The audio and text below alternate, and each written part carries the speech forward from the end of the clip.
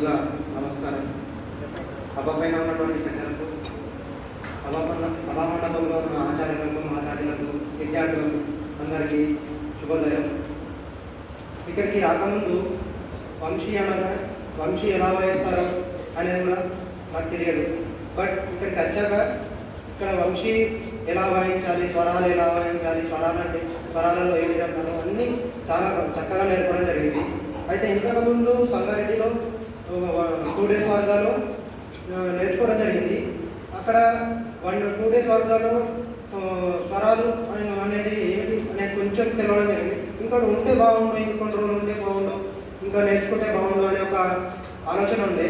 కానీ ఆ తర్వాత ఇక్కడికి వచ్చిన తర్వాత ఇక్కడికి వచ్చాము. చాలా చక్కగా ఇక్కడ ఆచార్యులు మాకు నేర్పడం జరిగింది. అయితే ఈ నేర్చుకుని ఇక్కడ ప్రదర్శించడం జరిగింది. అయితే మా స్కూల్కి వెళ్ళిన తర్వాత కూడా మా విద్యార్థులకు మేము నేర్పిస్తామనే కాన్ఫిడెన్స్ మాకు పెరిగింది.